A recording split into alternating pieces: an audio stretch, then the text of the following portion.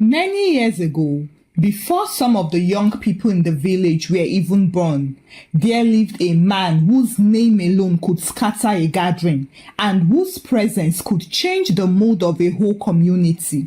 His real name was rarely used because nobody wanted to call trouble with their mouth, as they believed calling it too often attracted quarrel. So, over time, the village gave him a name that suited him better. They called him Dede Nsobu. Others, especially the elders who were tired of his ways, called him Obatosu, the man who never agreed with anybody, even when agreement would save his life. From childhood, Dede Nsobu showed signs that he was not like other people. When children gathered to play, Dede Nsobu always wanted to be the leader. Even when nobody chose him, if the children agreed to play football, Dede Nsobu would insist they should wrestle. If they agreed to wrestle, Dede Nsobu would then claim wrestling was foolish and walk away angrily, only to return later to scatter the game. If a group of children said the sky was blue, Dede Nsobu would argue that it was not blue enough and insult anyone who disagreed with him. Unfortunately, as he grew older, his stubbornness did not reduce, it matured. During village meetings, when elders sat in a circle under the big mango tree to discuss matters affecting everyone, Dede always arrived late, not because he was busy, but because he liked attention. He would walk in loudly, greet nobody properly, sit down heavily, and then wait for his moment. If the elders started discussing farming, Dede Nsobu would argue about land boundaries. If they were discussing land boundaries, Dede Nsobu would accuse someone of witchcraft. If the meeting ended peacefully, Dede would reopen the discussion with a careless statement that sent tempers rising again. There was a year when the village agreed to repair the old footpath leading to the stream. Everybody contributed money, and on the agreed dates, they all came with tools, but Dede Nsobu alone refused. His claim was that the path did not benefit him. When told that it benefited the whole community, he accused the elders of planning to steal money. And then, when the work started without him, he reported the workers to the police for trespassing. By evening, the police arrived confused, only to leave shaking their heads. The footpath remained broken for months because nobody wanted Dede Nsobu to turn it into another case. See, Dede Nsobu had a special talent for turning small matters into big ones. If a goat entered his compound, he would demand compensation. If the owner apologized, Dede Nsobu would demand witnesses. If witnesses arrived, Dede Nsobu would accuse them of lying. Even after the matter was settled, Dede would reopen it weeks later. So, people quickly learned that the easiest way to survive was to avoid him completely. When he was due to get married, marriage came and went around him, but it never stayed. Women came into his life with hope, believing time would soften him, but time only sharpened him. Dede argued with his wives the same way he argued with elders. If the food was hot, he would complain. If it was cold, he would accuse them of disrespect. If it was perfect, he would then suspect poison. As such, no woman lasted long with him. Some left quietly, some left crying, while some left running. Well, Dede Nsobu never blamed himself. He blamed the women, society, destiny, and sometimes even the ancestors. Eventually, he decided to move to the city and the village breathed freely. But that peace did not last fully because they returned every month like a reminder that some storms never retire. Every first day of the month, people adjusted their lives. Mothers would warn their children not to wander carelessly. Youths always avoided drinking joints where arguments could start, and the men avoided unnecessary discussions. From the 1st of each month until the 5th of that month, the village entered what people secretly called Dede Nsobu season. If Dede Nsobu greeted you, nobody needed to tell you to answer politely but briefly. If If he asks you a question, you need no one to tell you to answer carefully, choosing your words like someone defusing a bomb. People preferred to look foolish than to step on his toes. During those days, anything could become a fight. A casual greeting could turn into an insult. A borrowed bucket could become a police matter. Once during a funeral, Deden Sobu accused the drummers of playing too loudly and disrespecting the dead. When told that it was tradition, he accused the elders of hiding behind tradition to make noise. The burial ended with shouting instead of prayers. Another time, during a naming ceremony, Deden Sobu quarreled with the priest over the pronunciation of the baby's name. When the priest laughed it off, Dede accused him of mocking his lineage. Well, that naming ceremony ended early. The baby slept peacefully, unaware that his first public event had collapsed because of one man's mouth. But despite all this, Dede was unapologetic. He liked being feared. Fear fed him. When people avoided him, he walked taller. When people whispered, he smiled. To him, peace was boring. Harmony annoyed him, and silence irritated him. Some people, mostly elders and friends who grew up with him, tried to advise him.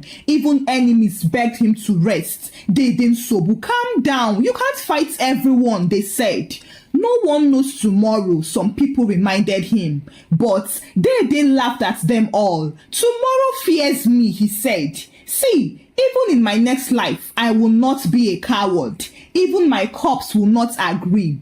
Well, after that, nobody advised him again until the day a stubborn sickness decided to visit him.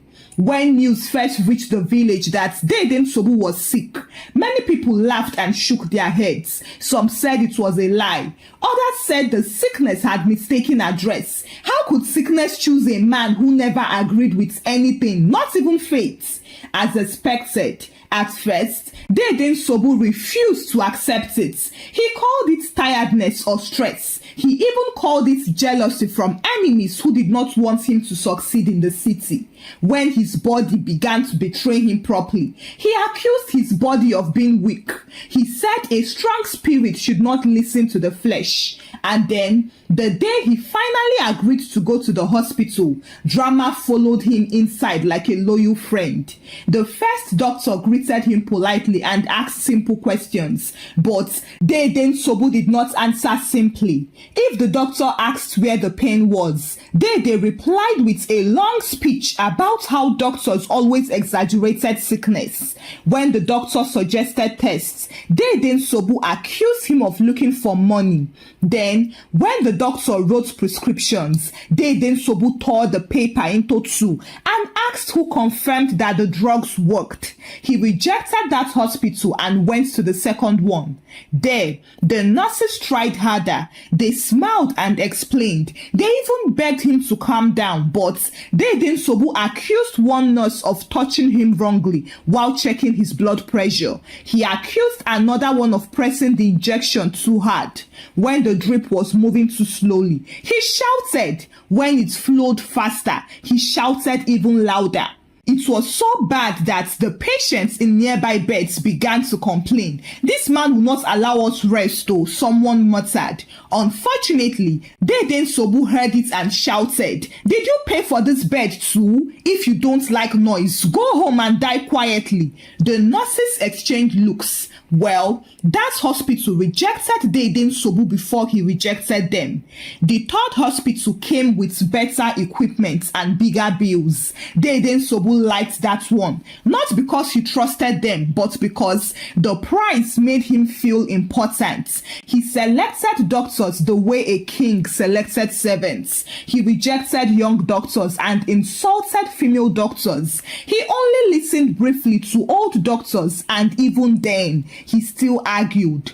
If one doctor said the sickness was serious, Deden Sobu accused him of fear-mongering. If another one said the treatment would take time, Dede Nsogbu accused him of delaying tactics. If they mentioned lifestyle change, Dede would laugh and say life must adjust to him. He spent money heavily and demanded injections even when tablets would work. He demanded scans repeatedly because he believed machines spoke more truth than humans. However, when the results came back, he argued with the paper. This thing is lying. How can my body look like this? Who trained this machine? One day, a nurse calmly said, "Sir, please cooperate."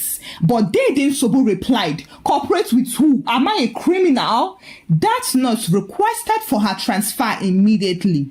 Meanwhile, visitors also came and left confused. Some came with sympathy and left with headache. Some came to help but left insulted. One distant cousin offered to stay overnight to assist, but Dede Nsogbu chased him away by midnight for breathing too loudly. Even prayers became arguments. When a pastor came to pray for him, Dede Nsogbu interrupted him midway. "Don't shout now. Why are you commanding God? Say it properly." The pastor finished the prayer quickly and never returned. At night, Dede shouted at pain. During the day, he shouted at people. But even as his voice grew weak, his stubbornness grew strong. Sickness was draining his body, but pride was feeding his spirits.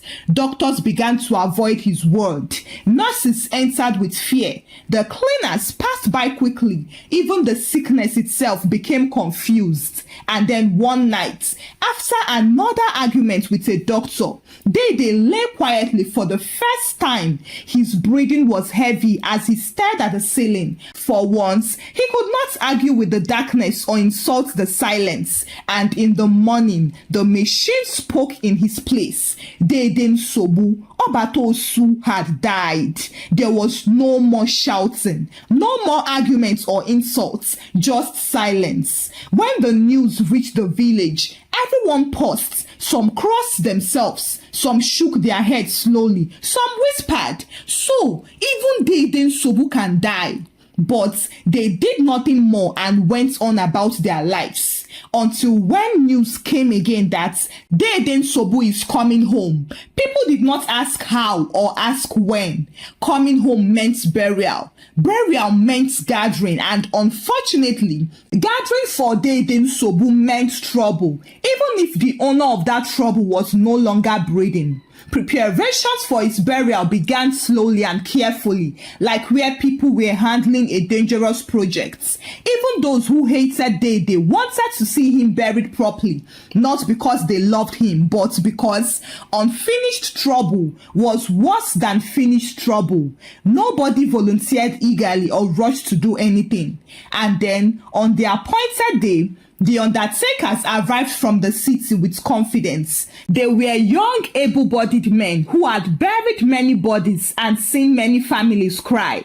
They believed death humbled everyone. Well, they did not know Dede Nsogbu. So, their plan was simple. They would drive the body around the village according to their custom to allow people see him one last time, then proceed to the compound for burial. It was the routine which had worked many times before.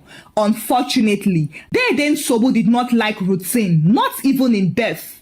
As the van entered the village road, the engine coughed once and the driver slowed down. "Bad fuel," he muttered. The villagers exchanged looks but said nothing. They reached the first junction where the diversion should begin, and the driver turned the steering slightly, but the engine died. Complete silence. Everyone stood still. The driver tried again. The engine responded briefly, then stopped again, as if it had been offended. They pushed the van to the side. The bonnet was opened, but nothing looked wrong. There was no loose wire or smoke or smell. After some time, the engine started again smoothly. Relief passed through the crowd. "It should be a coincidence," someone whispered. They moved again, but at the second diversion, where the road bent towards the market square, as the driver turned the wheel, the van jerked violently and shut down. This time, Everyone stepped back slowly. One old man sighed. The undertakers laughed nervously. One of them said, "These vehicles can be stubborn sometimes." Then somebody quickly replied, like their owner. They waited again and miraculously, the engine restarted again without struggle. Someone suggested they should quickly continue. They drove straight for a short distance, then tried to divert again towards the river path. But the van refused. Smoke began to rise from the front. That was when fear entered everyone properly. An elder cleared his throat and said, "Young men, maybe you should go straight to his house. It is clear Deden Sobu doesn't want to roam around." The undertakers hesitated. Tradition was important, but so was safety. They decided to try one last time. The moment the wheel turned, the engine shut down completely without arguments. Everyone sighed heavily. A youth exclaimed loudly, "Even in death, this man is still refusing road." Nobody corrected him. And then, after a long silence, the eldest man present spoke up. "Take him straight to his house." The undertakers obeyed. As soon as they faced the road leading directly to Deden Sobu's compound, the engine started smoothly, like a new car without shaking, smoke or delay. People commented openly now, so the road also fears him? When the van reached Deden Sobu's compound, the air felt heavy. His house, which had always carried noise and shouting, now stood quiet, almost as if it was relieved. People gathered around just watching. The grave had already been dug. It was deep, clean, and waiting. They carried the body carefully and lowered it slowly. The men walked cautiously. Nobody rushed. Even the youths who usually joked during burials were quiet. The body touched the ground and nothing happened. People heaved sighs of relief again. "Maybe it is finished finally," someone said. Then they began to pour sand. However, immediately the first shovel of sand entered the grave, the sand disappeared. People frowned. The second shovel went in next, but the sand sank as if it was swallowed. The third entered and the same thing happened. Someone laughed nervously. Maybe the grave is too deep. They poured more sand, but the sand kept vanishing. The murmuring then grew louder. "This is not normal, oh. Has anyone seen this before? Is the earth rejecting him?" The youths began to get angry and scared. Then their fear turned into frustration. One of them shouted, "Even now, he's still disturbing us, not minding the charity we are doing for him." Another one replied, "He didn't even help anybody when he was alive. He didn't even pay us for this burial work, and he's frustrating us." Their anger took over and they began throwing the sand aggressively. When it still sank, they then picked up stones and shouted, "If sand refuses, stone will obey." They threw stones into the grave angrily, adding insults too. "So this is how you are even in death? Wicked man, you think the ancestors will tolerate you? You have entered another land now. You better behave yourself." Eventually, the grave got filled forcefully. But as the last stone fell, the sky changed. Clouds suddenly started gathering. Thunder rolled once, then again, then continuously, and then rain began to fall heavily, straight down, without wind or warning, soaking everyone completely. No one ran or said anything. For 10 solid minutes, the thunder spoke without pause, as if something unseen was announcing an arrival. Then it stopped. Just like that, instantly, the sky cleared. Birds returned and sunlight appeared too. People looked at one another in shock. An old man shook his head slowly. "So, Deden Sobu has reached the afterlife." Another elder replied, "They will know today that Obato Osu has arrived in their territory." Nobody laughed out loud, even though they wished they could. They quietly dispersed, carrying their own observation and conclusion.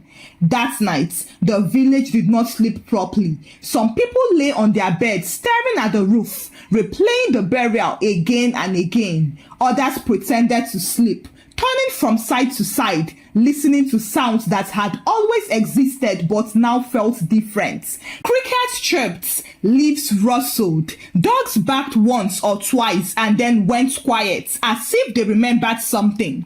Then, around midnight, rumors began to move faster than truth. Someone claimed they heard footsteps moving around Dede's compound, slow and heavy, that sounded like a man walking with purpose. Another person said the footsteps suddenly stopped at the village square and turned back. By morning, the story had grown legs. Some said the footsteps argued with the wind. Some said they heard a voice complain loudly and then stop. Nobody agreed fully with the story, but nobody dismissed it either. By the next morning, people gathered in small groups, not to gossip but to confirm the fear. One man said his door shook slightly around midnight. A woman said her cooking pot fell by itself. Another man swore his radio turned on and off without him touching it. An elder who was close by cautioned them and said, "Fear also has legs, be careful." Yet, that same elder avoided passing near Dede Nsobu's grave. After that, life tried to continue normally, but it was difficult. Farmers went to their farms but returned earlier than usual. Women went to the stream in groups, never alone. Children were warned strictly not to play near the old footpath that was close to Dede Nsobu's compound. Even goats avoided grazing around that area, or so people claimed. Whether it was true or not, nobody went to check. And then, a week later, the youths who had thrown stones into the grave began to complain. One of them said his body felt heavy whenever he slept. Another one said he dreamt of arguing all night without seeing who he argued with. The third said he woke up angry every morning for no reason and fought his wife twice in 1 week. They secretly met and wondered aloud if they had offended something. An elder laughed dryly. "You were angry, not cursed. But anger is also a curse." As such, sacrifices were suggested, not because anyone was sure, but because certainty had even left the village. One evening, they poured palm wine quietly without drums or announcements. They just murmured words, asking for peace, asking for forgiveness, and asking that trouble should not remain after burial. Nobody mentioned Dede Nsobu's name loudly. They only spoke around it, the way people speak around fire. For a very long time, Dede Nsobu's house became the quietest place in the village. Not because people respected it, but because nobody wanted to inherit trouble. Relatives avoided claiming it. They argued over farmland far away, but never mentioned that house. It stood there like a paused sentence. There was a day when a stranger passing through the village casually asked, "Who lived in that house?" The people looked at one another in shock. Someone finally replied, "A man." That was all. At village meetings, arguments reduced, not because people suddenly became saints, but because nobody wanted to remind the ground of how much it could swallow. Whenever discussions became heated, someone would cough and say, "Let us calm down." And everyone calmed down immediately. Children began to hear stories that were more like warnings. Don't behave like Dede Nsobu. Don't argue with everybody. Peace is better than pride. Unconsciously, Dede Nsobu's name became a plague. Years passed. Yet, whenever thunder rolled, someone would pause and look towards the old compound unconsciously, then laugh nervously and continue what they were doing. One evening, an old woman summarized it best while roasting corn by the roadside. She said, "That man didn't change in life. Worse still, death did not change him either. It only relocated him." The woman seated beside her nodded. "At least now he's no longer our problem." The old woman shook her head slowly. "Maybe not, but he taught us something." "What?" the woman asked. The old woman sighed and said, "He taught us that stubbornness and anger do not die when the body dies. They are strong vices that can destroy even in death." From then on, the village never performed another burial the same way again. They made sure to pour sand gently, speak carefully, and respect the dead. And then slowly, very slowly, peace returned to their village. However, behind them, Deden Sobu's grave remained still and his name continued to walk. Besties, Happy New Year to us. We made it into 2026. That is a big congratulations to us. I pray that 2026 be that year of rest for us. God's grace will supersede our efforts. We won't need to lose our flesh to get what we want. This year will be a year of wayo, and it will be our best year yet. But while at it, please, let's not be Deden Sobu to our family and friends. It doesn't pay to be troublesome and stubborn.